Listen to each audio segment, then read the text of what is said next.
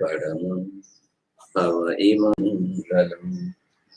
जय जगजीव जोनि वियाणो जगगुरु जगानंद जगनाहो जगवंदो जय जगप्रिया महोदय। जय सुयाण बभो तीर्थयराणम अपच्छिमो जय जय गुरुलोगानम जय महत्वा महावीर। कल्याण वाग पारमृत गंगा हिमाचल विश्वाम्भोजरविन्देवं वन्देऽहं ज्ञातनन्दनं।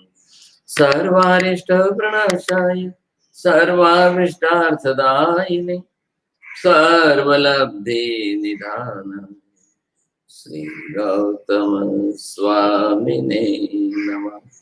श्री सुधर्मा स्वामिने नमः। अज्ञानतिमिरान्धानां ज्ञानाञ्जनशलाकया नेत्रमुन्मीलितं येन तस्मै श्रीगुरवे नमः।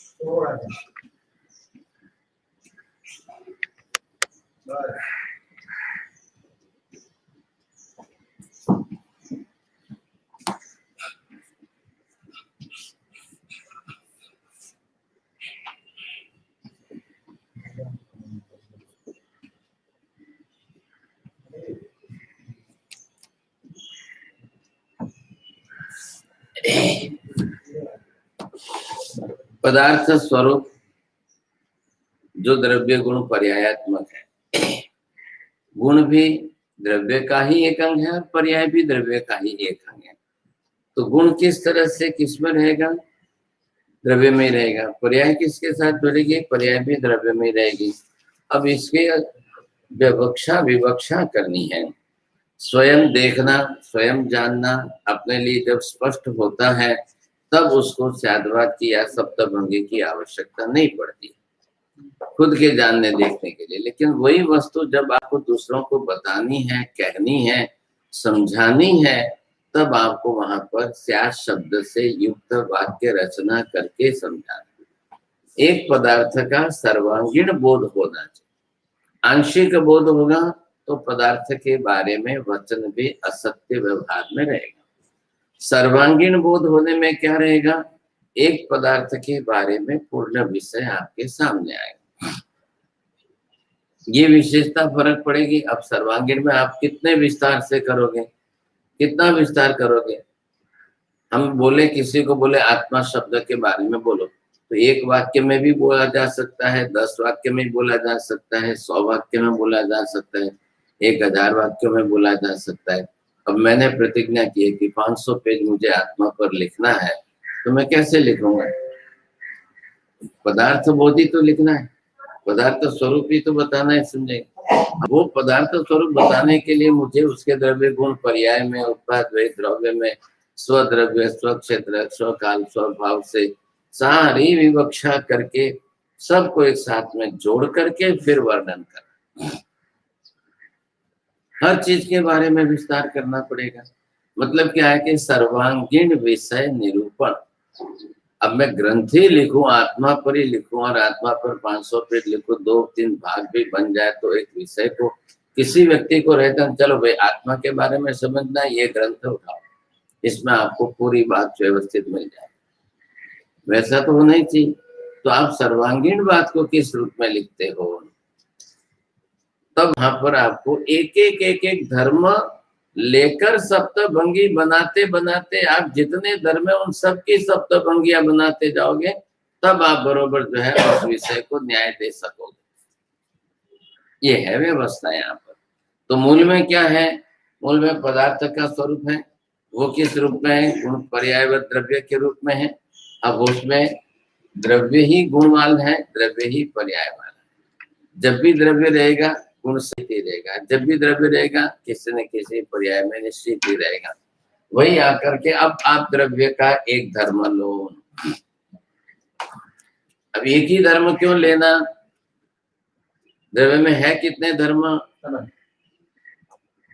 वस्तु सहावो धम्मो, मतलब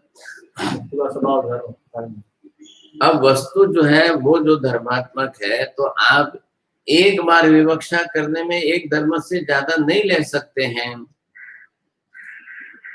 एक साथ में सभी धर्म आपके ज्ञान में है, लेकिन आप विवक्षा करके प्रतिपादन करते समय एक धर्म से ही प्रतिपादन करें।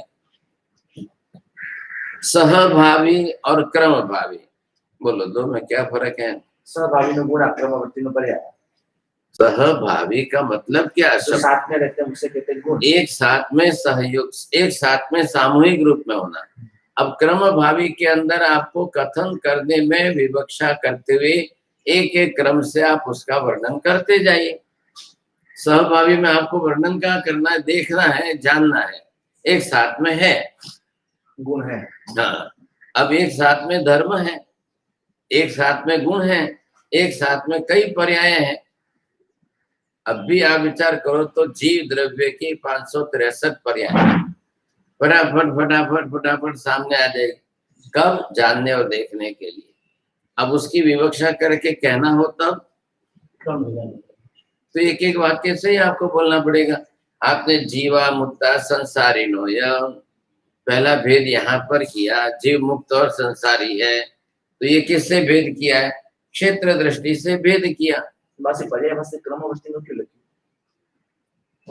होती तो उसी रहे, आप उस पर ध्यान नहीं देते हो ना।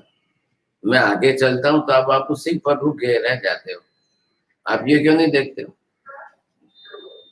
बनने का, कहने का, बनने के लिए क्रम भावी है, जब बनेगी तब आपको कहने के लिए अभी आपको क्या करना है, कथन करना है, कथन करके वचन प्रयोग में आपको लाना है, तो वो उसकी प्रक्रिया बनने में तो क्रम भावी है ना।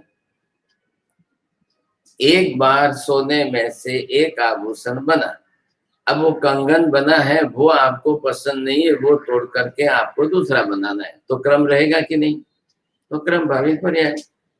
अब यहां से जब आप आगे बढ़ रहे हो, अब आप एक साथ में सोने की कितनी, एक दुकान में गए तो कितनी पर्याय देखो, द्रव्य तो एक ही है, गुण भी एक ही है, अब पर्याय कितने देख रहे हो एक साथ में। 1 किलो सोना कोई लाता है, उसके 1000 नागिने बनाता है, तो है कि इसकी मूल द्रव्य क्या है, अनुगत द्रव्य जो है वही, और उसकी बनाई हुई सब अलग अलग अलग अलग पर्याय। अब आप एक साथ में वहां एक दुकान में सब देख सकते हैं। दुकानदार का मतलब क्या है, शो करे, दिखावे। एक आदमी अंदर पैर रखता है, उसकी नजर में एक साथ में इतना सब दिखाई दे।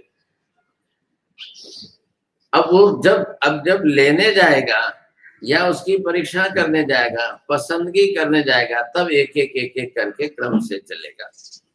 अब पूछेगा, जानकारी लेगा, तो वो एक एक करके क्रम से पूछेगा। लेकिन एक बार दुकान में पैर रखते ही शोरूम में एक साथ में आपके सामने तो सब आ गए।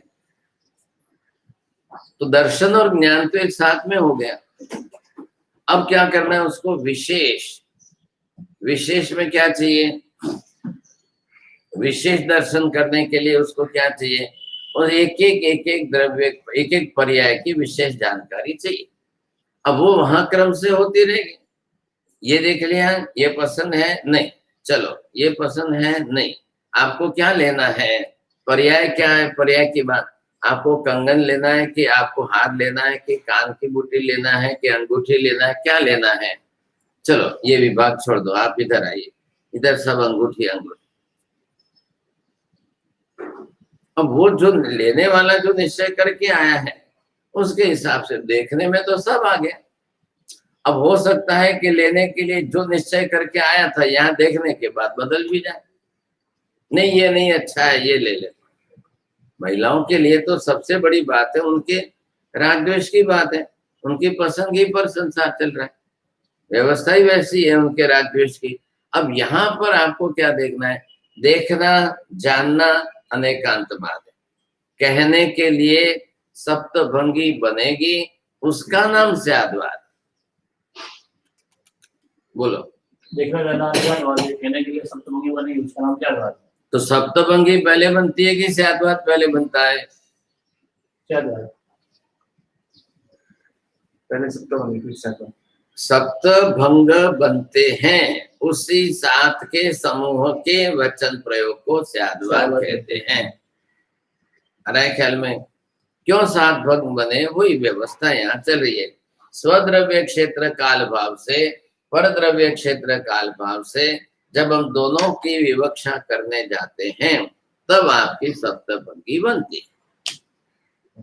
स्याद्वाद को तो एक शब्द सामूहिक संज्ञा दी है, किसकी? इन सातों की, सात भंगों की, या सात भंगों द्वारा स्याद शब्द से वाक्य प्रयोग के रूप में कहने के कारण आपको सात स्याद्वाद शब्द देना है। ये पद्धति क्या है? स्याद्वाद। ये पद्धति कैसी है? सात भंगों से वचन प्रयोग द्वारा कहने की, बस इतना फर्क है। तो स्याद शब्दांकितम वाक्य प्रयोगम तदेव स्याद्वाद। स्याद शब्देन युक्तम वाक्य प्रयोगेव वदनम कथनम करणीयम तदेव। बात इतनी सी है। अब ये लेकर के जब आप चल रहे हो तो ये लेकर के चलने में आपको क्या करना है कि पहले आपको एक वस्तु का एक धर्म लेकर के वस्तु का स्वरूप सिद्ध करना है। एक साथ में सभी धर्म नहीं ले सकते, एक साथ में सभी गुण नहीं ले सकते हैं, एक साथ में सभी पर्याय नहीं ले सकते हैं। तो आपको वहां पर किसी एक धर्म को लो। अब एक धर्म को लेकर आपको एक वस्तु सिद्ध करना है। अब वापिस पदार्थ स्वरूप में जाइए। पदार्थ स्वरूप में जाकर के व्यवस्था क्या बैठानी है? एक तरफ जो है तीन पदार्थ, आकाश, धर्मास्तिका, अधर्मास्तिका, वो सक्रिय नहीं है, निष्क्रिय है, स्थिर स्थायी है, उनकी विवक्षा आपको किसी में नहीं करनी है। ख्याल है? हम हमेशा ही वाक्य प्रयोग करते समय भी आकाश, धर्मास्तिका, धर्मास्तिका की विवक्षा नहीं करते। अब आकाश के लिए यहाँ पर क्षेत्र शब्द वाची आ ही गया, दोनों में जो क्षेत्र आया है वो आकाशवाची है। किस जगह में? आकाशस्य कार्यम किम अवगाहना प्रदायकत्वम। अवगाहन प्रदायकत्व करने के लिए आकाश शब्द, तो किसको देगा? किसको देना है? अब आकाश में ही धर्मास्तिका है, अधर्मास्तिका है, तो स्थिर स्थायी है, तो उनकी आपको कोई विवक्षा नहीं करनी है। अब जो दूसरे कौन है? जीव और अजीव। जीव पुद्गल जो है, जीव पुद्गल की गति आगति आदि होती रहती है, संयोग वियोग होता रहता है, तो उनको भी तो अवकाश मिलना चाहिए। और एक दूसरे में जुड़ेंगे, मिलेंगे, बिछड़ेंगे तो एक दूसरे के अंदर गति आगति होनी है, तो ये क्रिया होनी। अब ये दो पदार्थ आपको सामने लेने हैं, जीव और पुद्गल। अब दोनों का स्वरूप, दोनों का स्वभाव, दोनों के गुण, दोनों के धर्म, दोनों के पर्याय सब स्वतंत्र अलग अलग अलग है। लेकिन होता क्या है? संयोग होने से जीव जो है वो पुद्गल द्रव्य का संयोग करके अपने लिए रहने के लिए बनाता है। जो अपने रहने के लिए उसने शरीर निर्माण किया, अब उसकी पहचान उससे होती है, व्यवहार उससे होता है, तो वो व्यवहार होती है, इसलिए वो पर्याय हो गई। अब वहां पर पुद्गल द्रव्य देख करके विवक्षा करो तो उस अर्थ में करना, और पुद्गल द्रव्य का बनाया हुआ शरीर जीव ने धारण करके जीव व्याप्त होकर रह रहा है, अब जीव के रूप में व्यवहार करना। ख्याल है? फिर ये भाषा मत बनाना, हूँ तमने क्या मारू छू, तो आप पुद्गल ना शरीर ने मार, आ तो पुद्गल पिंड छे, हूँ तो एने मारू छू, हूँ क्या तमने जीव ने मारू छू। तो व्यवहार कोई करेगा तो क्या, अब उसकी भाषा दृष्टि द्रव्यार्थिक नए से वो कह रहा है, वो भी बात सही है, उतनी देर उस नए से जरूरी है, सही है। हूँ क्या तुमने मारू छो, आत्मा ने क्या लागे छे, आत्मा ने क्या वागे छे, आत्मा ने क्या कही थाय छे, तो पुद्गल ना शरीर ने मार्यो छे में। तो सामने वालों को भी इसी भाषा का प्रयोग करके 2 के बदले 4 मारनी पड़ती है। वो भी कहेगा ना, वो भी यही भाषा प्रयोग करेगा, हूँ पण तुमने क्या मारू, तुम्हें शू काम दे छे ना। अब दोनों के अंदर जाकर के गुण की विवक्षा क्या करेंगे, गुण विवक्षा करके कैसे उत्तर देंगे आप।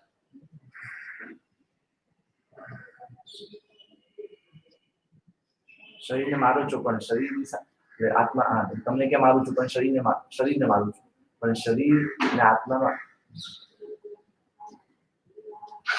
आपको सीधा ही क्या देखना है, किसका गुण किसके साथ है। हूँ शरीर ने मारू छू, तमने क्या मारू छू, वेदन संवेदन का गुण शरीर का है, तो वेदन संवेदना किसको हो रही है, आप मार रहे हो तो मार लग रही है किसको, मार का वेदन, मार की वेदना कौन अनुभव कर रहा है।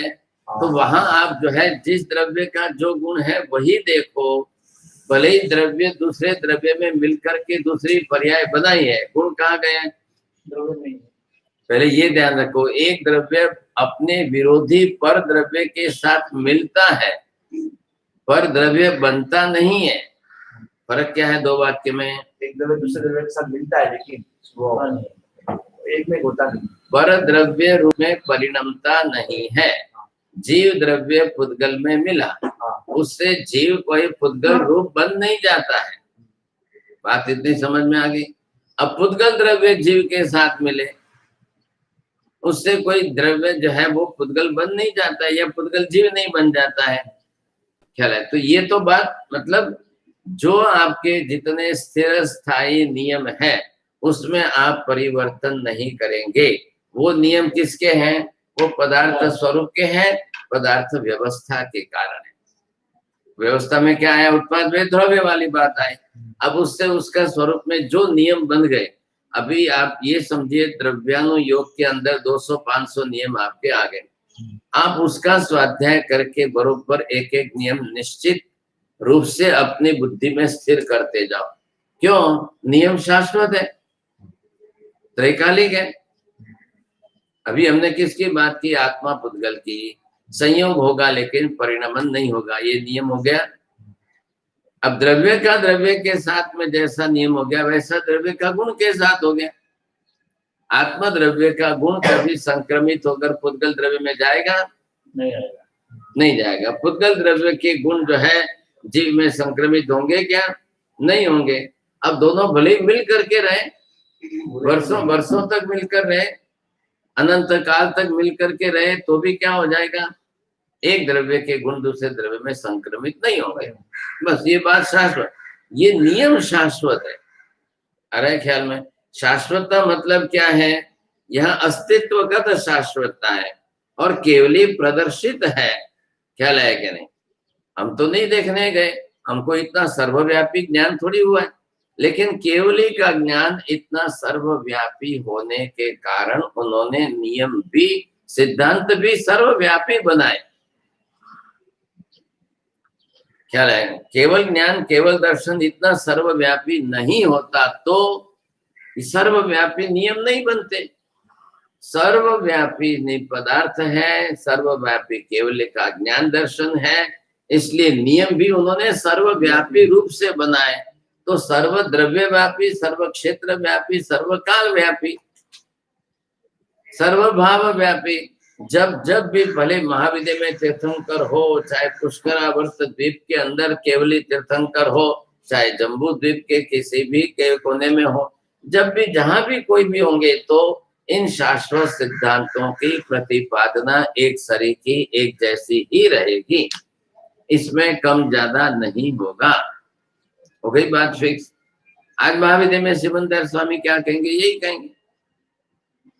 वो ये थोड़ी कहेंगे कि जीव जो है पुद्गल के साथ मिलकर के जीव के ज्ञान दर्शन आदि गुण पुद्गल में चले जाते। अब कर्म शास्त्र बना तो कर्म शास्त्र को द्रव्यानुयोग का योग का ये पायाभूत सिद्धांत स्वीकारना पड़ेगा।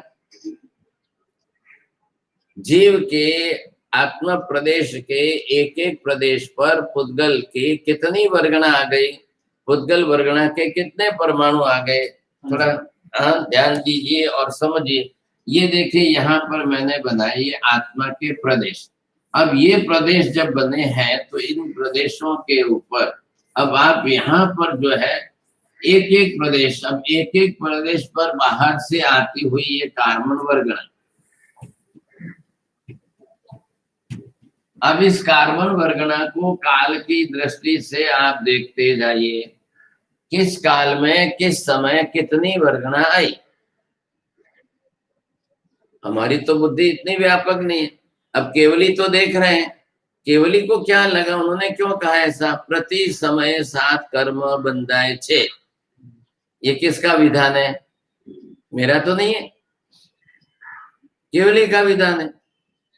अब प्रति समय एक जीव के लिए कहना है कि अनंत जीवों के लिए कहना है? आ रहा है ना ख्याल में? प्रति समय, अब समय केवली के हिसाब की सूक्ष्म कालीन व्यवस्था। अब प्रति समय में 7 कर्म का बंध, तो कर्म का बंध होगा, बंध के पहले आश्रव होगा। आश्रव में क्या होगा? कार्बन वर्गणा के पुद्गल परमाणु आत्म प्रदेश में आएंगे। कार्बन वर्गणा, वर्गणा कब बनी?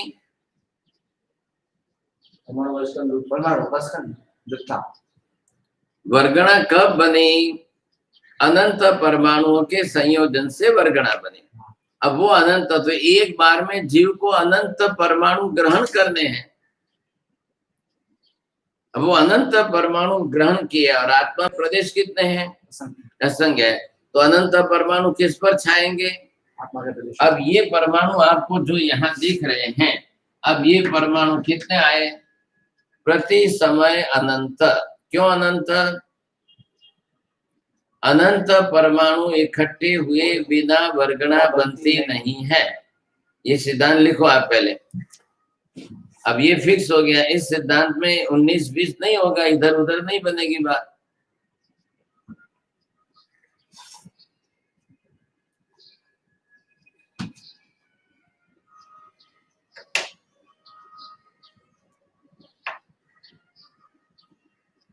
अब क्या हुआ? नियम क्या हुआ? कर्म शास्त्र के हिसाब से अनंत परमाणुओं के इकट्ठे होने से ही वर्गणा बनती है। अब उसमें एक एक वर्गणा अलग अलग किस तरह से हुई, तो उसमें जोड़ना पड़ेगा। समान गुणधर्म वाले परमाणुओं के इकट्ठा होने से एक एक वर्गणा अलग अलग प्रकार की हुई।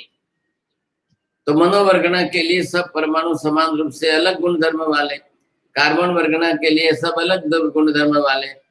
अब ध्यान में रखिए इधर कि एक तो नियम ये हो गया पायाभूत नियम, उसके बिना वर्गणा ही नहीं बनेगी। अब जीव को प्रति समय बंध तो लेनी पड़ेगी कि नहीं? अब जब तक अनंत परमाणु इकट्ठे नहीं होंगे वहां तक वर्गणा जीव के लिए ग्राह्य नहीं बनेगी। बोलो। जब तक अनंत परमाणु इकट्ठे नहीं होंगे तब तक जीव के लिए वो वर्गणा ग्राह्य नहीं बनेगी। बस।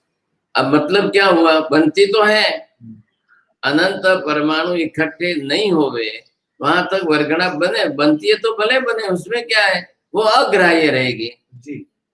फर्क इतना ही है ना। हमारी मम्मी ने, माता जी ने जो है शीरा बनाने के लिए रखा, अब अभी शीरा आधा भी नहीं हुआ है और ये भाई जल्दी उतावल कराए कि नहीं मम्मी जल्दी करो मेरी गाड़ी जा रही है, नहीं मम्मी जल्दी करो गाड़ी जा रही है। अब मम्मी क्या करेगी? अब अधूरा भी नहीं हुआ है और ये जल्दीबाजी कर रहा है, तो ऐसे तो अधूरा है तो नहीं खिलाएगी ना। कच्चा है तो कैसे खिलाया जाए? तो बात यही हुई कि जब तक कण बनते समय में अनंत परमाणु समान गुण धर्म वाले इकट्ठे नहीं हुए और वो नहीं बनी है, तब तक वो अग्राह्य है। आपको समझना क्या है?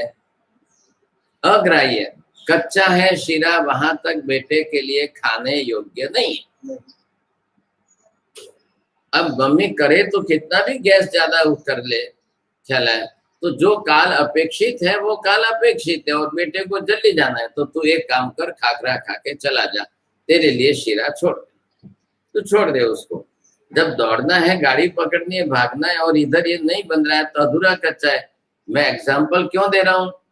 वर्गणा बनते हुए उसके अंदर अभी परिपक्वता नहीं आई, मतलब अनंत परमाणु का एक समूह नहीं बना है, वहां तक अग्राह्य, जीव के लिए अग्राह्य हो।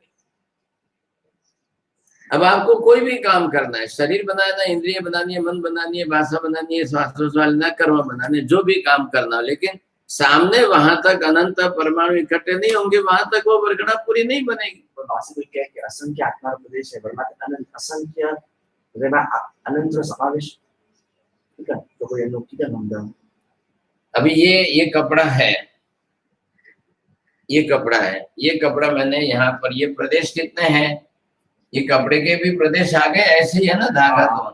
अब ये धागा आ रहा है, ये धागा खड़ा है। अब इधर देखो, मैंने ये पेन ली, अब पेन की इंक यहाँ पर मैं टच करता हूँ तो ये कपड़े के ऊपर इंक जो है इसी तरह से फैलेगी। जैसे प्रदेश रचना है वैसे, ख्याल है कि नहीं?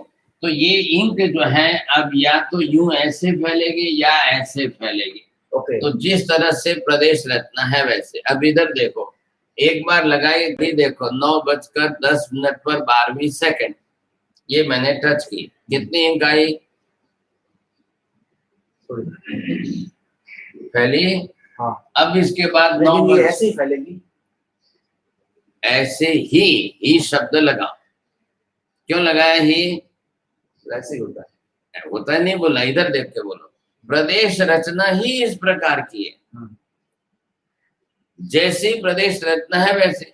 अब यहाँ पर जो है ये गांव की आपके गली है, और ये गली ऐसे जाती है, बीच में से यहाँ चौराया बना। अब यहाँ जाना है, यहाँ जाना है, यहाँ जाना है कि यहाँ जाना है, तो रास्ते जिस प्रकार बने हुए उस प्रकार से चलोगे कि नहीं? हाँ जी। रेल की पटरी जैसे बिछाई गई है वैसे ही चलना होता है, तो रास्ते जिस प्रकार से बने हुए वैसे ही आपको चलना होता है। जी जी। तो वैसे प्रदेश रचना जिस प्रकार से उसी प्रकार से। अब ये इंक जो है ये प्रवाही पदार्थ है, और ये कपड़ा है उसको खींचने वाला है, कॉटन का गुण धर्म है। अब ये कपड़ा जो है इस इंक को खींच रहा है, तो जैसे ही मैंने टच की अभी इसने खींचा, इधर देखो ध्यान दो, 9:11 पर ये बात हुई। अब ये मैंने लिखा 9:11 और 12 सेकंड। अब 12वीं सेकंड में यहाँ पर जो है ये कार्बन वर्गणा के 10 परमाणु खींचे, पर अब ये 12वीं वर्गणा के हुए, ये 13वीं सेकंड के, फिर 14वीं सेकंड के, फिर 15वीं सेकंड के, फिर 16वीं सेकंड के, फिर अब एक समय आप गिनते जाओ। मैं तो ये एग्जाम्पल, स्थूल एग्जाम्पल दिखा रहा हूँ। जस्ट मैंने टच किया और इंक फैली उसी जगह पर। अब ये इंक फैली और तुरंत जो है हवा, गर्मी, पानी जो भी है तो सूखी गई।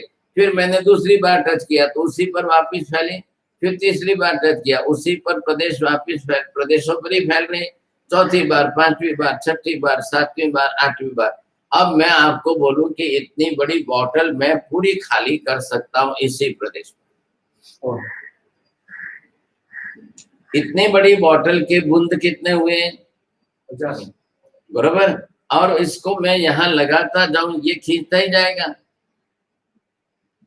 सूखता ही जाएगा, फिर खींचता जाएगा, फिर सूख गया, फिर खींच गया, फिर सूख गया, फिर खींच गया। अब एक क्रॉस पॉइंट ये जो है, अब इसकी बात करो तो यहाँ कितने आए? तो ये बॉटल मैंने आपको बताया कि ये बॉटल है, आपने कहा भी इतने हजारों बूंद है, हजारों बूंद को इसने खींच कर लिया, तो हजारों बूंद वाली पूरी बॉटल इतने में कैसे समा गई? आ रहा है थोड़ा दृष्टांत, ये स्थूल दृष्टांत। जी जी इधर आत्मा के प्रदेश कितने हैं? असंख्य असंख्य है। असंख्य प्रदेशों पर कार्बन वर्गना के पुद्गल परमाणु कितने आ रहे हैं? अब आते आते आते ये यहाँ पर बंद हो गया, फिर दूसरा बंद हुआ, फिर तीसरा बंद हुआ, फिर चौथा बंद हुआ, फिर पांचवा बंद हुआ। आप क्या करो, ये चौक लेके जाओ, एक चौक आप ले गए। अब इसमें परमाणु कितने हैं? असंख्य अनंत अनंत अब इतने परमाणु आप जहां जा करके यहाँ पर लिखो, 1 बार, 2 बार, 3 बार, 4 बार, 5 बार, 6 बार, 7 बार, 8, ये चौक पूरा नहीं हुए वहां तक आप करते। किधर गए इसके परमाणु सब? तो ये आत्मा प्रदेश है, इधर ध्यान दो। अब इसका अव्याबाद गुण है ना? अव्याबाद गुण है। अव्याबाद गुण से क्या होगा, उसका कार्य क्या होगा? और ये बाहर से पुद्गल परमाणु आ रहे हैं। अब आत्मा प्रदेशों की नित्यता बनी हुई है। अब ये परमाणु प्रदेश कितनी बार का कब से आ रहे हैं? अनंत अनंत अनंत अनंत अनंत अनंत काल से आ रहे हैं और आ भी रहे अनंत। अब ये आकर के आश्रव हुआ, आश्रव के बाद बंद होगा, बंद होने के बाद वो चिपकेंगे, चिपकने के बाद वो कब उसमें से बिखरेंगे। आपने दूध के अंदर शक्कर डाली, शक्कर दूध में घुली, शक्कर से दूध मीठा हुआ, कब तक दूध मीठा रहेगा? अब दूध के पर्याय कितने भी बदल दो आप, हाँ दूध मीठे हाँ, आप दूध में से दही बना दो, दही मीठा हो जाएगा, दही में से छाछ बनाओ, छाछ मीठी हो जाएगी। आप जो पर्याय करोगे, पर्याय तो आगे अब गुण उसके वापिस जब तक नहीं निकालोगे वहां तक वो गुण उसके साथ में बने रहे। जी हमारे घी में डुबा लो, हाँ, घी में डुबा लो। अब मैं होता है कि नहीं होता है, उसके बजाय कितना फर्क पड़ता है वो मुझे मालूम है। अब आप करें देख दो, तो घी में डालो तो दूध में डुबा लो, दही में डुबा लो, घी में डुबा लो। कोई ठाम ना खाने क्या रहे, क्योंकि वो घी बनने की प्रक्रिया ही पूरी हो गई ना। अब दूध में से दही बना, दही से छाछ बनेगी, तो पानी डालेंगे, आप पानी डालेंगे, इतना ही पानी जलाएंगे, फिर ताकि मक्खन निकलेगा, फिर मक्खन निकलने के बाद जो है पानी के अंदर मिठास वगैरह जो थी वो चली गई। अब कितनी बची? तो मक्खन में तो मक्खन ही जलकर घी बनेगा। तब आपके अंदर जैसे पर्याय के अंदर जो भी वियोग होगा, क्या होगा? उत्पाद व्यय, उत्पाद व्यय से संयोग वियोग तो होता ही रहेगा सब। अब वो तो घुली तो किसमें थी? कण उसके घुले तो थे, तो पानी था दूध में, तो दूध में जो पानी था उसके साथ घुल करके उसके परमाणु उसमें रहे थे। दूध के साथ पानी, दूध में पानी नहीं है, वो तो आप डालो तो मिक्स करो तो और नहीं घालो तो, और गाय ने पिया वो दूध में पानी नहीं है। अब नहीं भी डालोगे तो प्रवाही बना किससे? हमारे शरीर के अंदर खून में 60% पानी है। अभी आप वहां से 2 किलोमीटर चल के आए तो पसीना हुआ तो क्या हुआ? पानी ही निकला है ना, खून तो नहीं निकला। खून कहाँ निकला है? पानी निकलता है। तो पानी कहाँ से आया? खून में 60% पानी, नहीं तो फिर पानी खून प्रवाही कैसे, द्रव रूप में कैसे रहेगा? अब खून जब द्रव रूप में है तो खून के साथ में 60 से, अब किसी के शरीर में 60%, किसी के शरीर में 70%, किसी के शरीर में कितना सा। अब आप बिजमाल में पानी कम पीते हैं तो क्या करेंगे? तो खून डालने पड़े तो पानी कम ही रहेगा। हाँ बरोबर है, पानी तो जरूरी नहीं है, तो पियो, बरोबर है, पीना ही चाहिए। तो खून डालने भी पड़ता है। अब वो आप उसका घी तेल मिक्स हो रहा है कि नहीं, चर्बी मिक्स हो रही है कि नहीं? कोलेस्ट्रॉल। हाँ, अब ये मोमबत्ती देखिए, मोमबत्ती जलती है, अब मोम को पिघला करके दूध में डाल दे, ये अमूल वाले डालते हैं। अब मोम को पिघला करके घी में डाल दो, तो मोमबत्ती का वजन है कि नहीं है? तो घी में वजन बढ़ेगा कि नहीं बढ़ेगा? अब मोम को मिला करके आपने घी में डाल दिया, अब वो आपको भूल गया एक रस, क्योंकि वो गर्म करके बनाते ना वैसे, तो ये परमाणु इसके साथ, ये परमाणु इसके साथ घुल मिल करके एक रस होना चाहिए। अब आप क्या करेंगे? अब वो आपके शरीर में से घी जितना पचना है वो तो पच गया, अब मोम तो कहाँ पचेगी? तो मोम अंदर जो है आर्टरीज और वेन में जमेगी, इसका नाम कोलेस्ट्रॉल। अब वो निकालने के लिए कोशिश करता है, इसका नाम बाईपास। बस, तो ये पहले के जमाने में क्यों नहीं होता था? 100 साल के पहले कोई मोम को है घी में मिलाते नहीं थे। घर में बिनमाल में गए ना आप वहां पर, सामने ही गाय थी, अपने घरों में गाय थी, अपने घर में गाय का दूध शुद्ध वापिस ला करके दूध पी लिया, दही बनाया, घी बनाया, तो किसी के नहीं आती थी, किसी को कोलेस्ट्रॉल नहीं बढ़ता था और किसी को बाईपास करानी नहीं पड़ती थी। अब जब है ही आपके शरीर के अंदर, अब इतनी ये बारीक जो है आर्टरीज वेन जो है, अब इतने में खून को घूमना है, खून तो पानी से पतला है, 60% पानी के कारण पतला है, तो इतनी पतली नस के अंदर खून तो बरोबर दौड़ जाता है, ब्लड सर्कुलेशन, खून फास्ट चला जाता है, और ऑक्सीजन हमारी है तो बरोबर जाता है सिर से पैर तक, पैर से सिर तक। आपके 1 मिनट के अंदर 11 बार तो कम से कम घूमना चाहिए। अब धीरे धीरे धीरे ये इसके अंदर जो है, ये यहाँ पर मोम जम रही है, अब ये मोम यहाँ पर जम रही, दिख रहा है ये कलर लगा। अब क्या हो रहा है, अब खून के लिए रास्ता कितना बचा, कम बढ़ रहा है। अब नस है ही उतनी पतली, अब उसमें खून को बहना है और ये बीच में इतना जम गया साहब, अब क्या करेंगे। अब इंजेक्शन देखा है आपने, इंजेक्शन की सुई कितनी पतली है, तो पतली और अंदर भी जगह तो है, तब तो अंदर से दवाई निकलती है। तो सुई इतनी पतली बनाई, उसमें वापस जगह रखी है, तो पानी इतना पतला है, दवाई इतनी पतली बनाई तो उसमें से जाती। अब यहाँ पर ये तकलीफ है कि खून नस आपकी आर्टरीज और वेन जो है वो इतनी पतली है, तो पानी हाला पतला खून है तो आराम से दौड़ता है, जाता है, आता है, कोई तकलीफ नहीं है। लेकिन अब ये घी में चर्बी आई, तेल में चर्बी आई, मोम आया, दूध में आया, अब ये घुल मिल करके यहाँ पर एक रस होता जा रहा है, चिपकता जा रहा है अंदर। अब ये अगर खून को जाना रोक दे, सर्वथा रोक दे, तब मृत्यु हो जाएगी। तो डॉक्टर क्या कहते हैं, भाई चलो इस नस को यहाँ से काट दो, ये इतना भाग जो है जमा है, इतना काट दो, इतना काट करके बीच में से इसको निकाल दो, और निकाल करके ये भाग अब इसके साथ जोड़ दो। अब ये भाग इसके साथ ला करके मिला दिया, अब जोड़ दिया अंदर से, तो ये यहाँ पर वापिस जोड़ करके बनाया, तो ये जॉइंट आपको यहाँ दिखेगा। अब आपको खोल के दिया है, अब कल से वापिस आप यही खाने वाले तो वही हो। ऑपरेशन करके नस को काट के निकाल दी, दूसरा भाग जोड़ दिया, नस काटी, हाँ, तो दूसरा रास्ता ही नहीं है। अब वापिस कल खाने में क्या खाएंगे, घी तेल थोड़ी बदलने वाला है, तो शुद्ध घी तेल खा दो, शुद्ध घी तेल खाओ, कुछ भी नहीं होगा, बिल्कुल 100% नहीं होगा, 100% गारंटी। गाय का देसी, गाय का शुद्ध घी वो कभी जमता ही नहीं है। तो लीवर है ना अंदर, तो लीवर अपनी जो है पाचन शक्ति का सबसे बड़ा केंद्र है, वो आपके घी तेल को जो है बरोबर डाइल्यूट करके काम कर देगा। ये आ रहा है नकली सा, चला है, अब ये नकली आ रहा है। एक महिला को कहो कि भाई आप घर में दूध लिया है, वही जमा लो, उसमें से दही बनाओ, तो कहना दही पण हवे तो बाजार में रेडी मले, तो वो जो है उसमें मोम डाल करके दूध को उबालेंगे और फिर उसको जमा के देंगे, तो महिलाएं खुश हो जाते, क्यों सरफ दही यहाँ से हमारे घर में उबन तो न थे।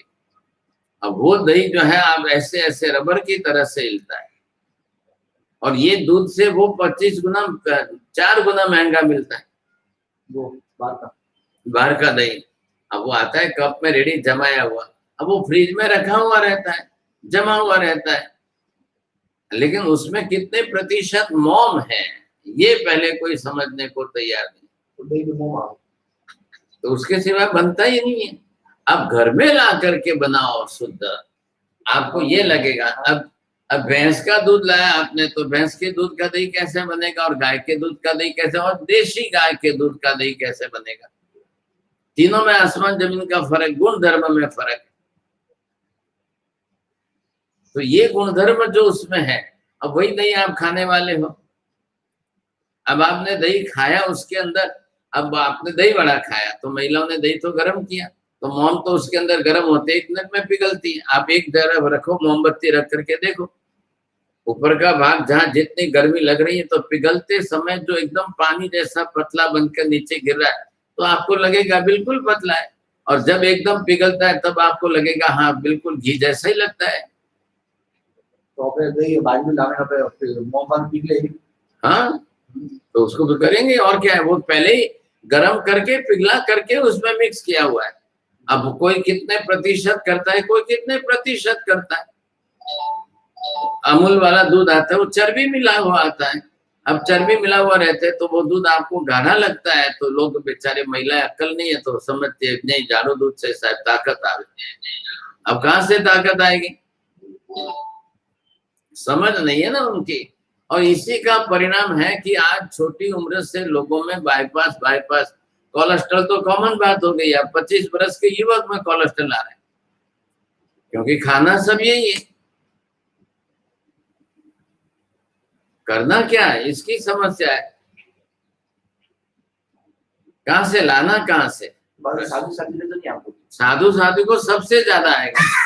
आप रोज 10 घर जाते हो गोत्री, अब 10 घर के अंदर पूछो, कल जा करके आज जाओ गोत्री तो पूछना તમારા ઘરમાં ઘી તેલ કયું આવે છે।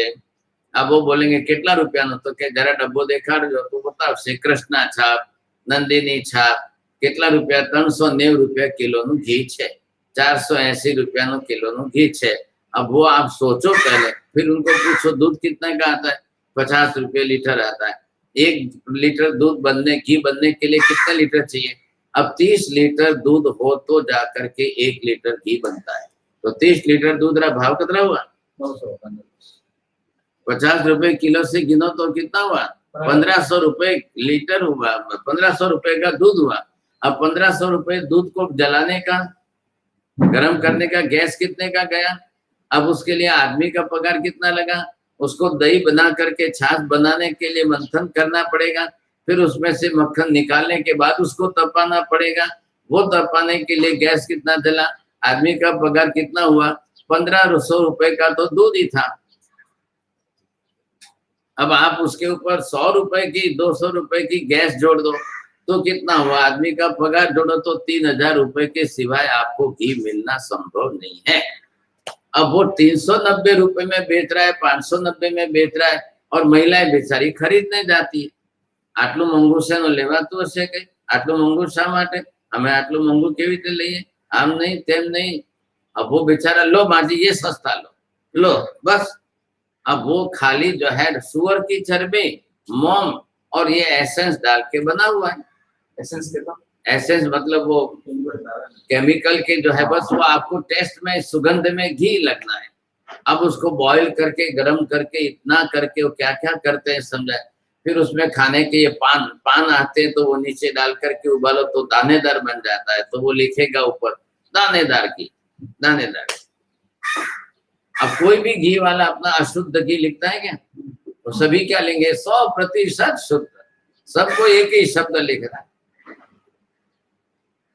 तो साधु साधु की बात से तो साधु साथियों को 10 घरों से क्या आएगा। आप क्यों नहीं करते हो, आप सब घर से रोटी में घी बिना की रोटी लो। 12 साहेब बधी रोटली ચોપડી દીધી છે, હવે ઘી વગરની રોટલી નથી, શું કરવું।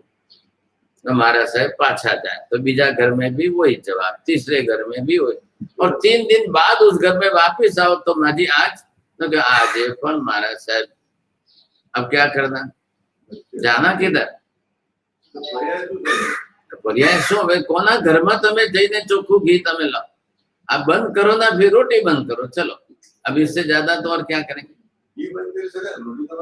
रोटी बंद करनी पड़े, फिर करो शू करो तमे। अब परिस्थिति ये आ रही है कि नहीं, आपने देखा कितने साधु साथियों की हालत हुई है, कितने साधु साथियों की हालत के 100-150 आचार्यों की तो बाईपास हो गई, 100-150 साधु साथियों की औरों की बाईपास हो गई। बोलो, हर साल 25-25 चल ही रहा है। बार में शुद्ध घी है ना, अबे भूल जाओ भाई साहब, सब भूल जाओ, वो भूल जाओ सब। हाँ, क्या लें, ये इधर बिल्डिंग में पाटन वाले रहते हैं, वो गांव वाले पाटन वाले। हमारा पाटन थी आवे छे, हमारा पाटन थी કેટલા રૂપિયાનું આવે છે, 390 રૂપિયા કિલોનું આવે। तो શું કરવા, અહીંના 550 નું લે કે 700 નું ले।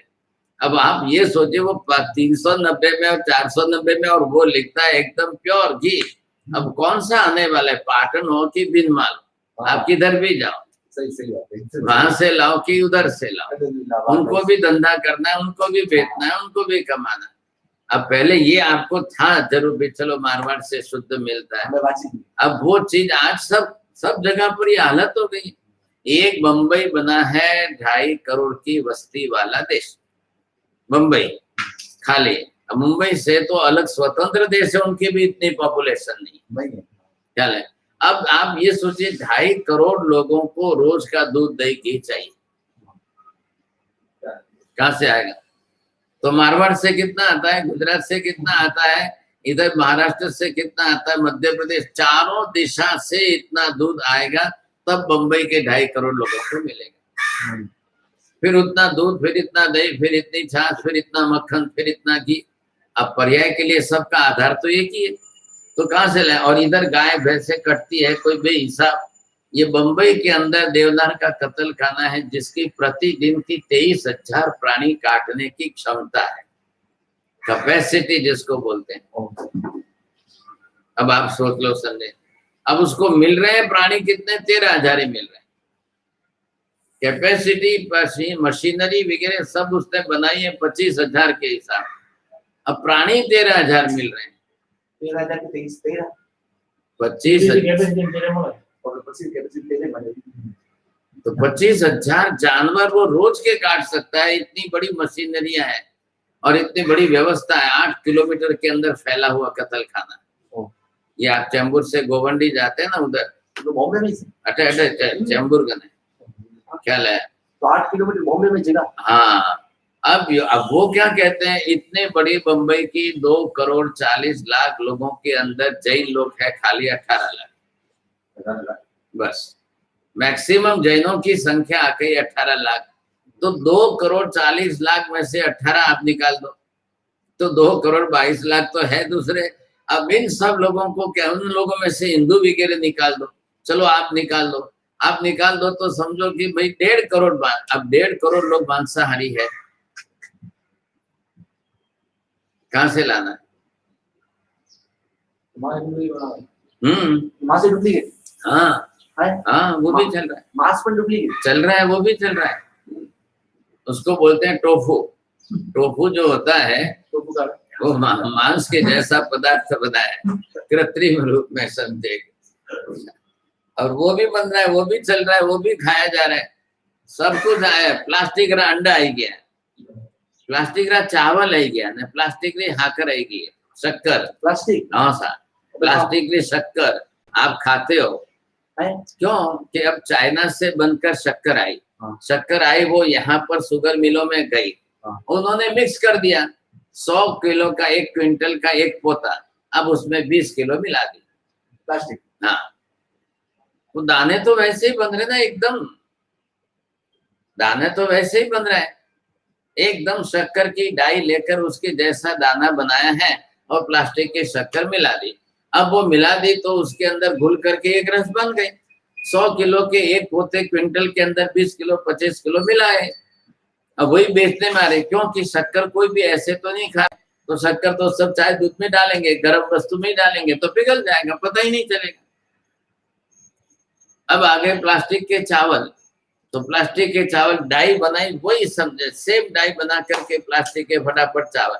ये रास्ते पर कितना प्लास्टिक दिख रहा है आपको, कचरा दिख रहा है कि नहीं? सब इकट्ठा करो, इकट्ठा करके उसका रस बनाकर पिंड बनाकर एक बना के तार बनाओ, तार बनाकर वो फटफट मशीन से चावल बनाओ। वही नियम 1 क्विंटल के 100 किलो में 10-20 किलो मिला दो, 20 किलो 30 किलो मिला दो, अब वो बनता जा रहा है। अब आप चावल लाओ, चावल ला करके उसको दबा दबा करके ऐसे करके बॉल बनाओ और फिर बॉल से आप खेलने लगो। आप देखो प्लास्टिक के बॉल की तरह से उछलता है। अब ये लोग बहुत आगे हैं और खा रहे हैं लोग। अरे ये हमारे यहाँ की शेठानियां जो है, इनको रेडीमेड चाहिए, कुछ को मेहनत नहीं करनी है। चलो आज दही वड़ा बना, चलो आज जैसे ढोकला खाना, वो बाजार से रेडीमेड ला रहे, बाजार वालों ने व्यवस्था कर दी रेडीमेड। तो हाथ में प्लास्टिक का ऊपर खाने पड़ता। अब आप कल जाके तपास करके आना, ख्याल आए, फिर आपको ख्याल आएगा। और ये चीजें थोड़ी नजरें देख लो तो आपको ख्याल आ जाएगा, आंखों के सामने देख लो तब आपकी अक्ल खुल जाएगी। दुनिया कहाँ जा रही है? आपको एगो बिनमाल मतलब माँ विदे समझे आप बात अदरी से खूब मंडूकता होती है ना, खूब मंडूकता, बस वो मेंढक कुएं में है उतनी दुनिया है, बस उसके सिवाय दुनिया ही नहीं है। अब ये हो गया ऐसा। यहाँ पर क्या देखा आपने, आत्मा प्रदेशों के ऊपर कर्मण वर्गणा के पुद्गल परमाणु कितने लग सकते हैं, ये बात यहाँ थी। और यहाँ पर ये समय बदलता ही गया, बदलते ही गया। अब सप्तभंगी बनने कैसे हैं, हाँ, मूल बात ये समझना है। पहले आपको को क्या लेना है, नियम देखो, एक द्रव्य का एक धर्म आपको लेना है। जिस द्रव्य का जो धर्म है, धर्म तो बहुत है, आप एक धर्म को अभिप्रेत करेंगे। आत्मा नित्य है। हाँ, अब आपने क्या लिया उसमें, नित्य धर्म लिया। नित्य धर्म लिया तो जिस धर्म आपने किसके लिया, आत्मा। अब आत्मा में ले रहे हो तो आत्मा में नित्य धर्म लेकर के साधना है। अब उससे जो है सामने पर कोई हुआ, पर का विरोध इसमें आना चाहिए, बस। आत्मा स्व क्षेत्र काल भाव से नित्य है, स्वद्रव्य क्षेत्र काल भाव से नित्य होते हुए भी पर द्रव्य क्षेत्र काल भाव से अनित्य है। पर शरीर, आत्मा किस में रह रही है, शरीर में। तो शरीर क्या है, शरीर से सर्वथा आत्मा जो है अनित्य है। शरीर की दृष्टि से धारण किसको कर रही है, शरीर धारण कर रही है। रहती किस में है, शरीर में है। संयोग वियोग किसका है, शरीर में। उत्पाद वे किस में है, शरीर में। तो वही छूटेगी। तो शरीर धर्म कौन सा है, उत्पाद वे के कारण उसकी अनित्यता आ गई, तो वो आपको छोड़ना है। तो स्वद्रव्य क्षेत्र काल भाव से जो आत्मा नित्य है वही पर द्रव्य क्षेत्र काल भाव से अनित्य भी है, उसी समय है। अब जब आपके ये दो भंग पहले स्थिर हो जाने चाहिए, अब उसके बाद में जितने बनेंगे वो इनके संयोग वियोग से बनेंगे। अब इधर क्या था, बात कहां से चली थी, आपको ख्याल आता हो तो, प्रकाश और अंधकार से। तो एक परस्पर विरोधी धर्म एक द्रव्य में कैसे रह सकते हैं, ये शंकराचार्य का प्रश्न। परस्पर विरोधी धर्मों का एक द्रव्य में समावेश नहीं होता है। उसको हमने कितने तरीके से उत्तर दिया और ये सिद्ध किया। अब यहाँ पर उसी कारण से सप्तभंगी की व्यवस्था है। तो सप्तभंगी की व्यवस्था में आपको क्या देखना है, क्या बैठाना है, स्वद्रव्य क्षेत्र काल भाव और परद्रव्य क्षेत्र काल भाव से उसी धर्म को दोनों तरफ देखना है। तो उस धर्म को देखेंगे तो आत्मा आएगी, वहां तो नित्य तो आ गया, लेकिन आत्मा जिसमें रहती है वो शरीर तो नित्य नहीं है। नित्य होता तो फिर उत्पाद वे कैसे होता, तो वो उससे विरुद्ध धर्मी हो गया। अब उसका अभाव इसमें आना है। वही आत्मा जो नित्य है, वही आत्मा पर द्रव्य क्षेत्र काल भाव से अनित्य है। इसका अभाव, अनित्य कौन बना, अनित्य का स्वरूप आया किसमें, अनित्य है शरीर, अनित्य है शरीर, लेकिन अनित्य शरीर में आत्मा ही तो व्याप्त होकर के रही है, तो उसका अभाव भी आत्मा में ही आएगा। अभी मैंने आपको दृष्टांत क्या दिया था, मैंने आपके शरीर को थप्पड़ मारी, मैंने आपको तो नहीं मारी, आत्मा को कहाँ मारी, आत्मा तो अजर अमर है, आत्मा को लगती नहीं, आत्मा मरती नहीं, आत्मा आत्मा सब ये व्यवहार निश्चय निश्चय कर लिया।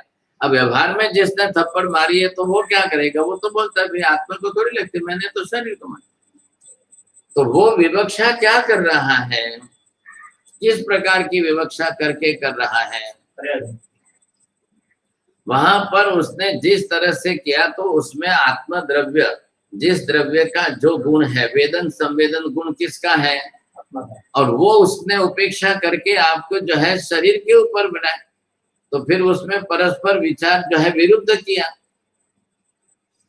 तो जिसको वेदन से उत्पाद व्यय होता है काल की अपेक्षा से, अब कालिक उत्पाद व्यय की व्यवस्था को आपको वापस बैठाना तो आत्मा में ही पड़ेगा। आया ख्याल में?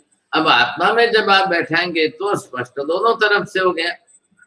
अब आपको इधर का उधर का दोनों का, तो नित्य जो है वही अनित्य हुआ। दोनों से इकट्ठे किए ना आपने, हाँ। तो जब आपने दोनों तरफ से इकट्ठे किए, अब यहाँ पर ये इसके कारण ये लाया और इसके कारण से आपने ये लाया। अब इधर आपने क्या किया और इसमें आपने क्या किया? अब एक में द्रव्य लिया और एक में पर्याय लिया। स्याद आत्मा नित्यम। अब आपने इधर क्या लिया है? आत्मा को नित्य द्रव्य के रूप में यहाँ पर, और इधर पर्याय को। अब शरीर पर्याय से आत्मा को आपने, तो वहां पर दोनों की व्यवहार व्यवस्था तो एक में ही आई। यहाँ शरीर लेकर के कह रहे थे, तो यहाँ आपको विवक्षा करनी पड़ी। तो ये आपने जब इसके अंदर ये शरीर बुद्धि ली और इसमें मूल आत्मा द्रव्य लिया, तो ये आपका गया किसमें? ये द्रव्य के में, और इधर भी पर द्रव्य है, तो पर द्रव्य के रूप में हो गया। अब आपने क्या किया कि पर द्रव्य की अपेक्षा तो शरीर द्रव्य के, अब आपने कौन सा धर्म लिया है? नित्यत्व धर्म लिया है। तो इधर से जो है ये द्रव्य लिया था, इसका जो है ये नित्यत्व धर्म इसमें आया, तो इसको आपने नित्य सिद्ध किया। इसमें पर के रूप में कौन था? पर का बना हुआ पुद्गल था, पर की पर्याय में आया शरीर पर्याय आया, अब ये अनित्य आया। अब आप इन दोनों को जोड़ो। अब इनको जोड़ने से क्या होगा? ये जुड़ गया तो ये हो गया स्याद नित्या नित्यम आत्मा।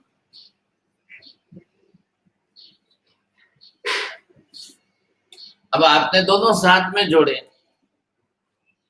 तो दोनों साथ में जोड़ने से स्याद नित्या नित्यम आत्मा, जब ये स्वरूप सामने आया, अब आपको तीसरा भंग ये बन गया। द्रव्य किस में रह रहा है? सामने भी शरीर पुद्गल का बना हुआ द्रव्य ही है, उसी के साथ मिलकर घुलकर रह रहा है। तो यहाँ पर भी यही है कि भाई साथ में है, तो ये दोनों को एक साथ में जोड़ो। तो शरीर पुद्गल तो है ना, पुद्गल की पर्याय शरीर में रह रहा है ना, तो किस में रह रहा है? पर्याय में रह रहा है ना, पुद्गल की पर्याय है, तो कहना तो पड़ेगा कि नहीं? नहीं, आत्मा ने यहाँ आकर के पर्याय धारण की, शरीर बनाया तब, तो शरीर बना है पुद्गल परमाणु से बने। पर्याय के हिसाब से हाँ, बरोबर बोला आपने, बरोबर बोला। इधर देखो, नित्य शब्द किसके साथ जुड़ा है? आत्मा द्रव्य के साथ।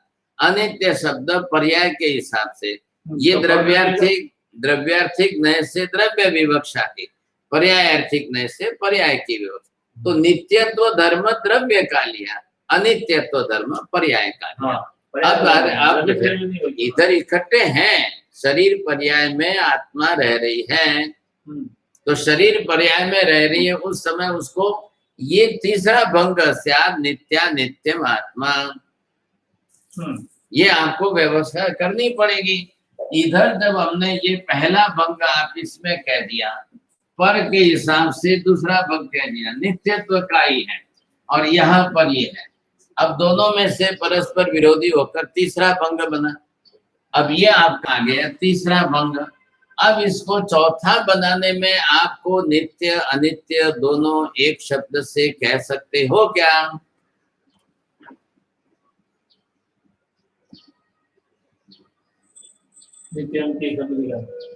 तो वो कैसे कहेंगे आप? दोनों मतलब नित्य नित्य कहने में सामने दोनों बात आ गई कि नहीं? भाई हमने आपने अनित्य कहा है किसके कारण, और द्रव्य कहा है कि ये नित्य कहा है। इधर इसमें आत्मा और इधर इसमें शरीर, दोनों मिलकर एक तो हो गए। अब एक फूल के लिए आपको एक शब्द, दोनों के धर्म को एक शब्द कहां से देंगे? अभी हमारा व्यवहार चलता है तो व्यवहार के अंदर पर्याय से चल रहा है, नित्य नहीं तो शब्द नहीं है, और नहीं है, दो शब्द इकट्ठे होकर बनाए। पहले आप ये बोलो, समझे? शस्त्र श्रृंग बंध्या पुत्र एक शब्द नहीं है, दो शब्द मिलाकर संयोग से बनाकर संज्ञा करके व्यवहार कर रहे हो जी। तो यहाँ पर आप दोनों के लिए एक शब्द बोल करके बोल ही नहीं सकते हो एक साथ में, दोनों भी अपेक्षा रख के बोलो तो होगा, नहीं तो नहीं।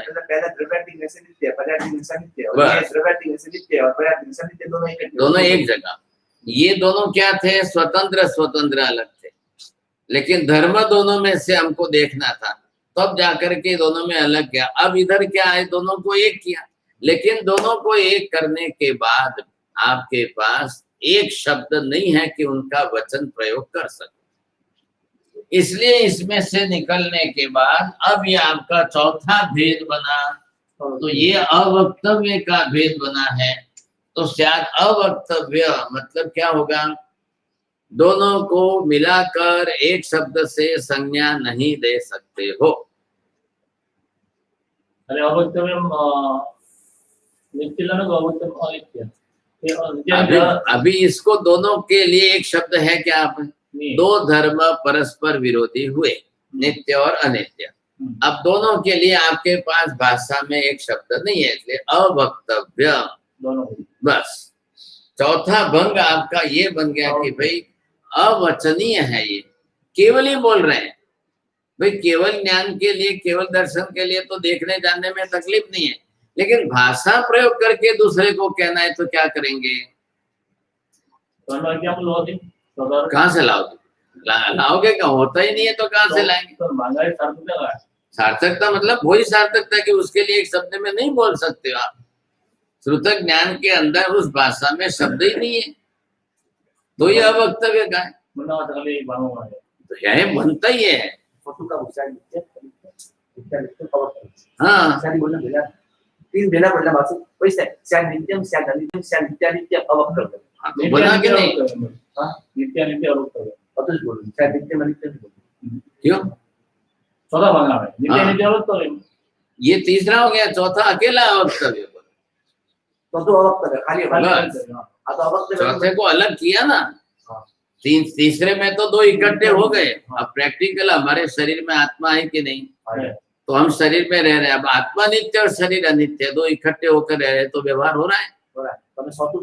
चौथा उसके लिए आपको भाषा में एक शब्द नहीं है, एक शब्द नित्यानित्य उभय परस्पर विरोधी धर्म बोलने के लिए आपके पास भाषा में एक शब्द नहीं है।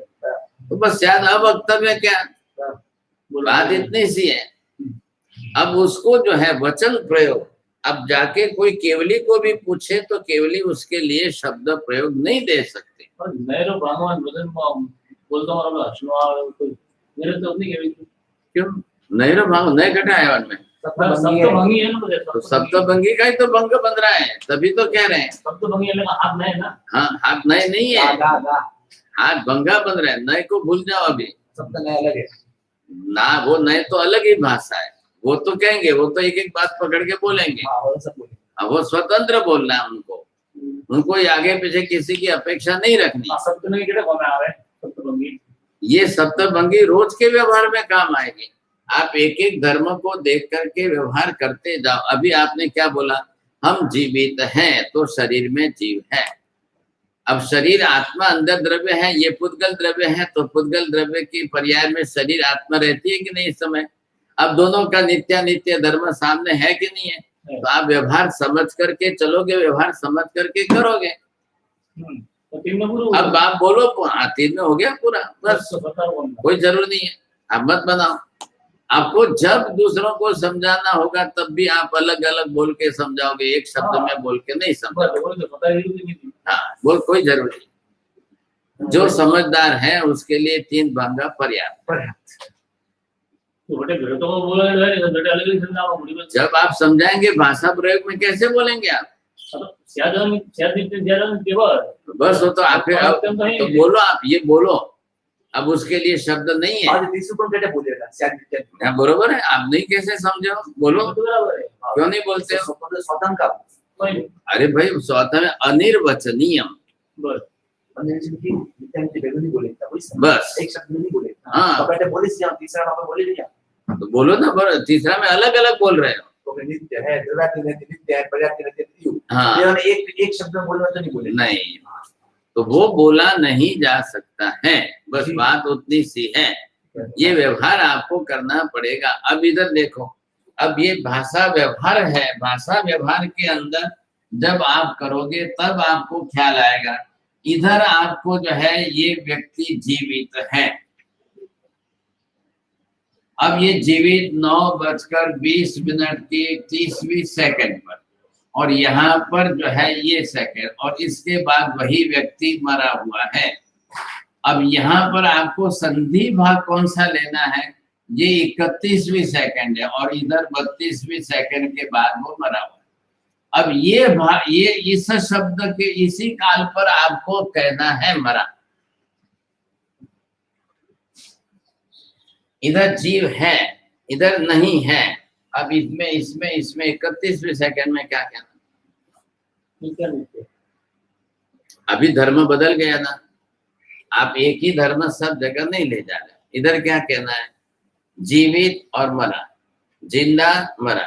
अब दो परस्पर प्रकाश अंधकार की तरह विरोधी है, तो यहाँ 9:31 के ऊपर उसको जवाब देना पड़ेगा। भाई नहीं कह सकता, कोई नहीं कह सकता।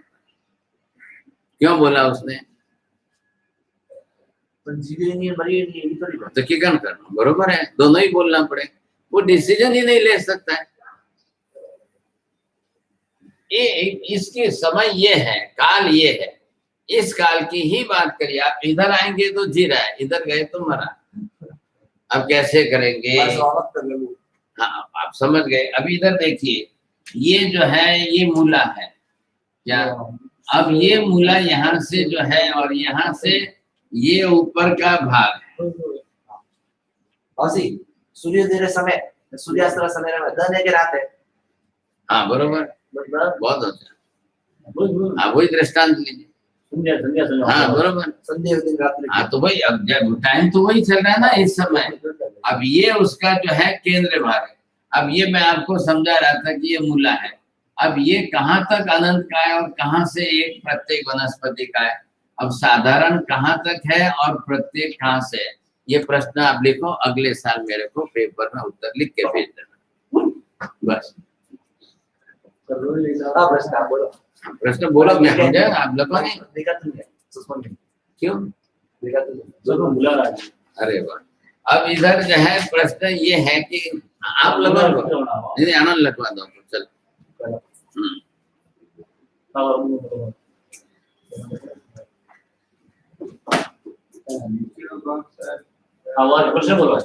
प्रश्न क्या है? मूला है, मूला है तो मूला साधारण वनस्पति का है, अनंत का है।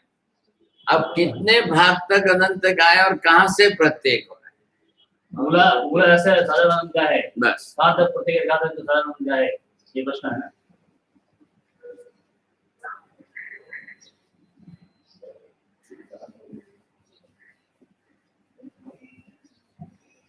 और उधर बाजू में चित्र बनाओ।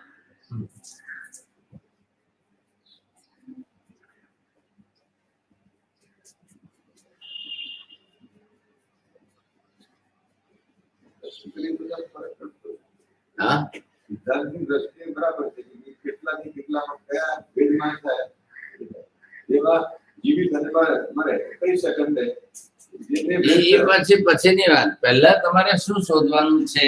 આ અહીંયાથી તમે ડિવિઝન કર્યો, હવે આ ડિવિઝન આ રેખા મારે અહીંયા કરવી કે આ રેખા અહીંયા કરવી કે આ રેખા અહીંયા કરવી, આ એના ઉપરથી આ પાંદડા ફૂટે, સમજાય કે નહીં? તો હવે એને શું કરવું? હવે અહીંયા તો છે કે આ પ્રત્યેક વનસ્પતિ કાય છે। હવે આ પ્રત્યેક વનસ્પતિ કાય ક્યાં સુધી ગણવી અને ક્યાંથી સાધારણ ગણવી? हाँ वो बंदो दंडो है, दंडो का है साधारण के प्रत्येक। वही आप प्रश्न ही तो कर रही है, वही तो पूछने लगा। मूलो तो साधारण वो कंफर्म है। हाँ ऊपर पौधे प्रत्येक वही कंफर्म है, बस मैं लोग आगे हाँ वही तो बात का है। बात तो आप हो जाए मिल जाओ नहीं उत्तर, अगले साल देने को उत्तर बोला मैंने, आज थोड़ी बोला। क्या लेंगे? अब ऐसे ऐसे ऐसे ही सब समझा के जिसके अंदर आपको जहाँ भेद ढूंढना है, क्योंकि वेद में क्या है, ये साधारण वनस्पति काय वाले हैं तो इनका नाम, उनका कर्म ही साधारण वनस्पति काय का कर्म है। तो ये इसके अंदर कितने अनंत की संख्या में रहेंगे, इनका कर्म अलग है और सामने ये आया प्रत्येक, तो इनके अंदर तो एक ही जीव है, तो दोनों परस्पर विरुद्ध है।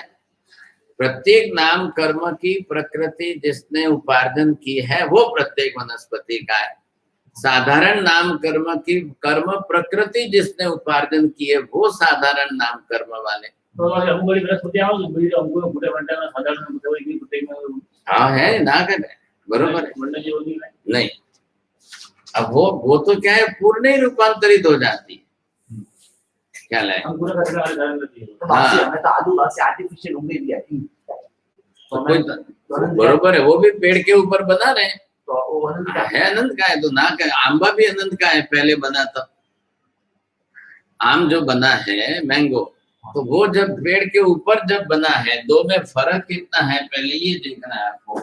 अब इसमें हाँ बासी अब ये अनंत का अब ये पेड़ है अब इस पेड़ के ऊपर चलते हुए आपको जो है ये शाखा है अब इधर जो है ये आम लगा है क्या लाइन कोमल फलम च सब्बम। हाँ वो बन सकती है तो अभी ये क्या है जब तक इसके अंदर प्रत्येक वनस्पति काय का एक जीव आकर गुटली बनाकर नहीं रहा वहां तक वो अनंत का है। वो तो हर हाँ अब ये इसके साथ में ये इसका किसलय है।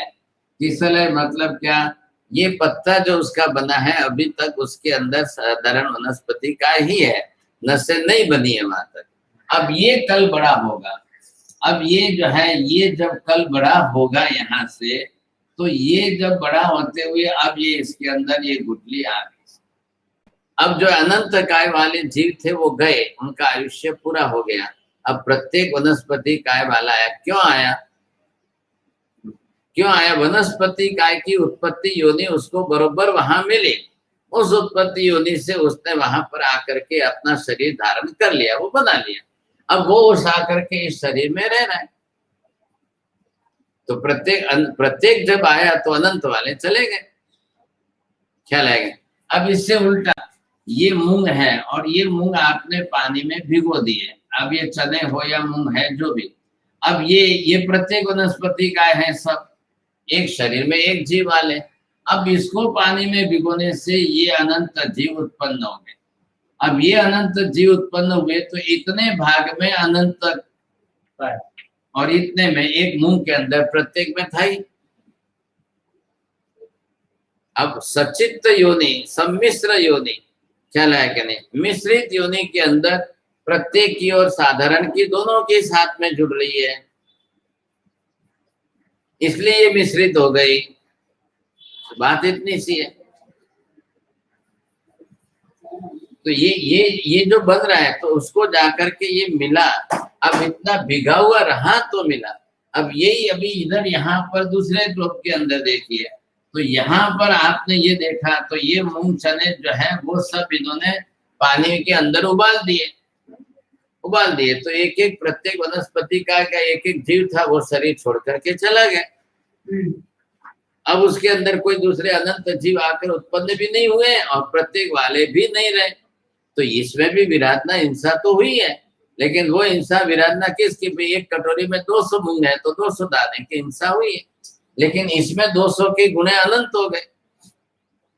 वो अंकुर है ना ये अंकुरित हो गए तो अनंत काय हो गए। अभी अंकुरित होने से अनंत काय होने से एक साथ में अनंत जीव हाँ वो जो अंकुरा है मूंग में भिगने के बाद वो अनंत काय तो वासी में ओबो है तो ओबो तो ये तो प्रत्येक से है ना। पहले आपको क्या बताया उगते समय में बस बात इतनी सी है जब उगते समय में वो है तब उसको अनंत काय तो सेव बन गया ओबो सेव बन। हाँ तो जो भी कोई बनेगा ना सब फ्रूट में किसमें पहले से बीज की शुरुआत होती है किसमें नहीं होती है तो जिसमें अगर वो मिश्र योनि नहीं है उसी का तो गुणाकार किया ना। ये आपको गणित करना ये दूसरा प्रश्न लिखो अगले साल नहीं 2 साल के बाद भेजना मेरे को बस। तो वो है ये 14 लाख की योनि संख्या साधारण की आई 10 लाख की प्रत्येक वनस्पति की आई गए तो उसमें जो पूरा गणित किया जाता है वो गणित कैसे हुआ तब 14 लाख हुए फुल कोटी आप लोग करके मेरे को 2 साल में भेजना बस क्या लाया करें। अब वो कुल कोटि संख्या कैसे आई कुल कोटि को क्यों ऐसा ये फिगर निर्धारित कैसे किया गया। बाद में तो वर्ण गंध रस स्पर्श से गुणाकार करेंगे तो 14 लाख बन जाएंगे 10 लाख बन जाएंगे फिर ये नियम सबके अंदर लगेगा पूरा 7 लाख जो है, जितने 84 लाख बनते हैं, तो सबके अंदर ये नियम आए। आप बरोबर एक मेरे को एक बना के भेज दो भी, इसकी कुल कोटि इस तरह से इस कारण से है, तो वो आपको आप तो 2 बरस के बाद भेजना, मैं तो क्या। और या आज जाके अभिधान राजेंद्र कोश खोल के देखना, कोई मतलब आपका लेना है तो हाँ वही सब, वो कहाँ मिला है, मिला नहीं ना उसके अंदर, कुल कोटि का कोई कारण तो नहीं मिल रहा है। बात ये है कि उसके अंदर वो मिलनी चाहिए, संख्या व प्रमाण मिलना चाहिए, वही बात है। गणित तो बैठेगा, अब किया तो गणित के हिसाब से ही किया है।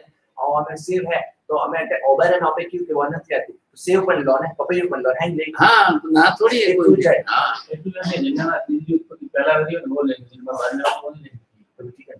पंबार में की तो से आवा पहला नहीं हम दूसरी आवाज जो पड़ते हैं हमने बड़ा हम कैसे ओके जो हम तो फल आधे दूसरी में आपकी है तो पड़ते कैसे बोला है। तो अभी क्या कर रहे हैं कि कुछ कुछ के अंदर वो बीज को ही निकाल रहे हैं, तब बीज वाला अंश जो है वो आपका कल जो है डाली में रह जाए। अब जैसे अभी नए पपीते बनाएंगे, बन रहे हैं बिना बीज के पपीते, तो बीजांश जो है वो डाली में रह जाएगा। जैसे केले में कैसे रहता है, केले का बीजांश उसके अंदर केले के पेड़ में है, ठीक है, वहाँ उसके अंदर, तो केले में बीज नहीं आ रहा है, जीव नहीं आ रहा है, वो उसका बढ़ा हुआ भाग है।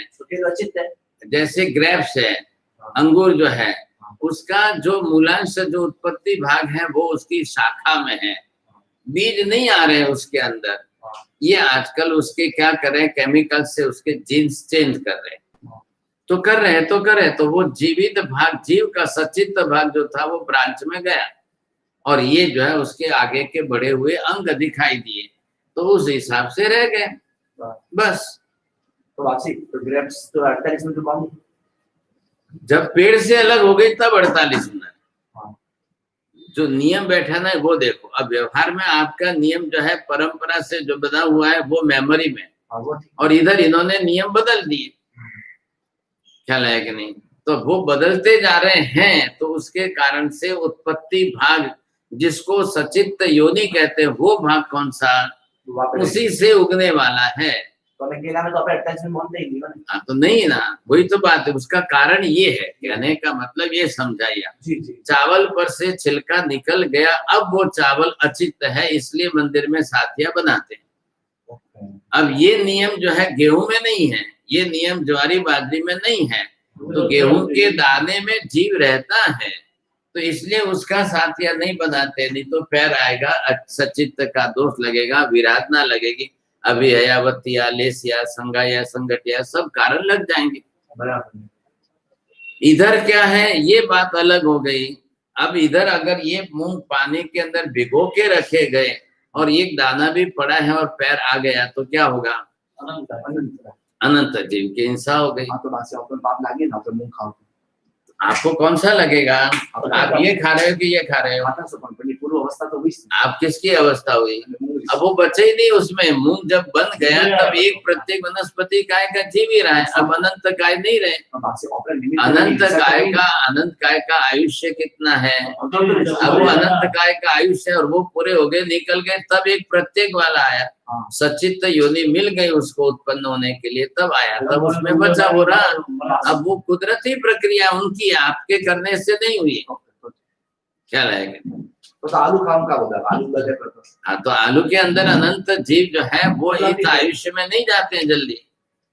हाँ, आलू के बाद भी अगर वो सूख भी जाए तो उसके अंदर अनंत जीव उतने ही प्रमाण में रहते हैं। हाँ गुणिया होती पर आलू में जीव है, हाँ गुणिया होती थोड़ी बोला मैंने।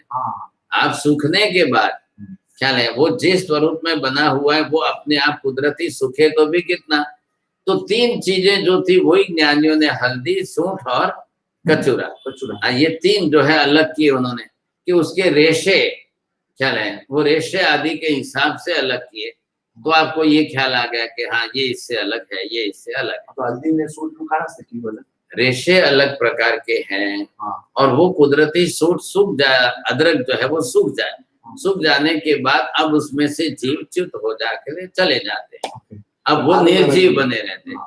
आलू में नहीं होता है, ये बात है। आलू में अपन बाकी सब 32 अनंत का है ना, तो सबके अंदर वो 32 में से ये 3 है कि जिसमें ये नियम लागू पड़े, हाँ अब जिसके रेशे बड़े होते हैं बिल्कुल का ये लकड़े के जैसे रेशे रहते हैं, तो वो उसके हिसाब से। तो अब उसमें ज्ञानियों ने देखा क्या है, कब आयुष्य जीव का अनंत काय का कब पूरा हुआ और प्रत्येक का कब रहा, ये देख आईडी को बुक लगी है आईडा से बहुत से वो है, ये ना ऑलरेडी है, वनस्पति जीव विचार में है ना। तो ठीक है प्रैक्टिकल समझा। हाँ ये बात बरोबर है, पर ये ऑलरेडी विषय इसी तरह से है, अब इसको जरा खोलना चाहिए, बात ये है। तो आलू प्रैक्टिकल करने मन को समझाओ आलू बाजार में आता ठीक है। और मन क्या कहता है कि आलू में तो अनंत जीव बाजार में लस्सी में कोई बाप नहीं है, खाली सुगंध दावनास नहीं खाने। ये क्या मतलब जीव अनंत है ये आप समझा के सिद्ध करो, ख्याल है। ये आलू तो आलू भाई आई आलू का 1000 लगी 1000 झाड़ू गया 2000 टकरा 2000 टकरा झाड़ू गए ये पदार्थ का रूप लो वही है, सब में तरीका वही है। ना पदार्थ तो बीज आ बाकी है बीज तो अलग है, हां बीज है लेकिन उगेंगे उसमें से, तो पदार्थ में थोड़ी बीज आवे जो उसके बीज ऊपर आते हैं ना, उसके अलग। पदार्थ जो बीज में बीज नहीं आता हवन में नहीं आता, तो कैसे वो अनुमान के कारण है बड़ी वो बीज से अलग है ना बीज ये। तो अलग हो गए वो तो आलू में तो प्रॉपर में भी जीव है हाँ बराबर, ये पदार्थ प्रॉपर में जीव है तो हम क्या करेंगे वो हां बात ऑपरेशन अपन मोटो आलू वाले 1000 टकरा तो 1000 बन जीव गया 50000 टकरा थोड़ी 1000 जीव है लेकिन ये नहीं हुए तो बताने में क्या किया और चर्चा करो। वो कोई बने बता दो प्रैक्टिकली क्या है साफ राइट को बता देना बच्चों को देने वाले काम यहाँ पर देख साफ हम समझिए